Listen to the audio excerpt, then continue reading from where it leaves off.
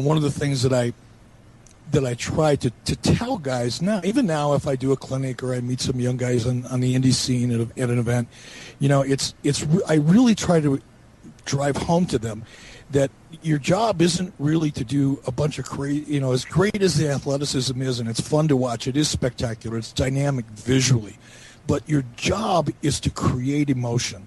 And sometimes that emotion can be created with a look, a pause, a smile, a frown.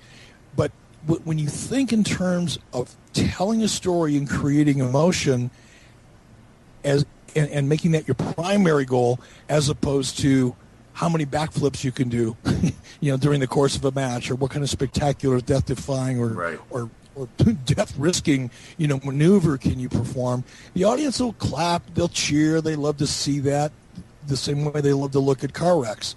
Right. But it's your ability to tell a story and make them feel something that makes the difference between people that are really successful in this business and those that are just in the business.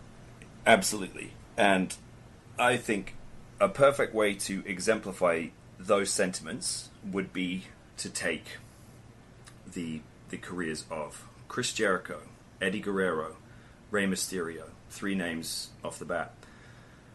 They all had, I'm sure, very, very good deals in WCW.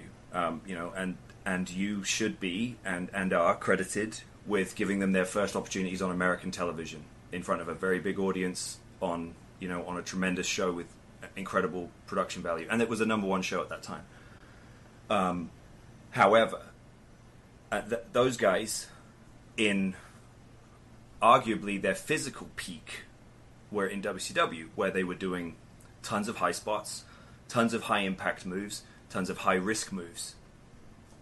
Fast forward to when they got to the WWE, and that's where they drew money, and that's where they made money, and all 3 of those guys did that based on the fact that they found characters and a way to connect with the audience on an emotional level.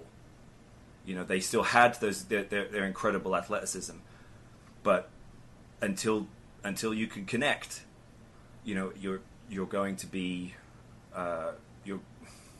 filler isn't the right word, but you're going to be on the card, not top of the card.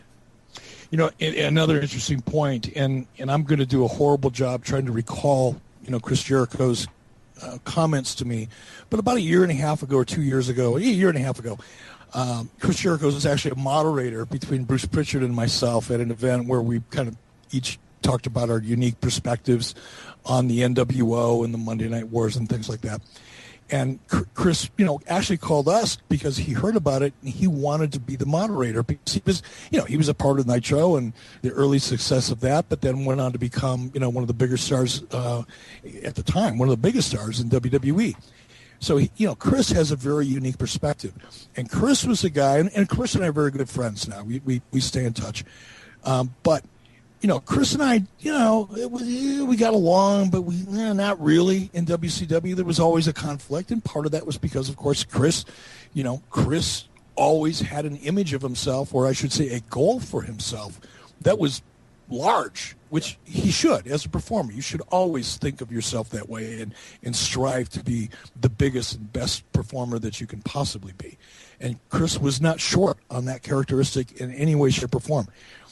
But Chris will admit, I think, if you talk to him today, that when he came to WWE, he thought he was ready for prime time. He was convinced he was main event material. And shortly after he got there, he realized how much he still had to learn, because the style, the demand, the emphasis on story and character was so much different in WWE than it was in WCW.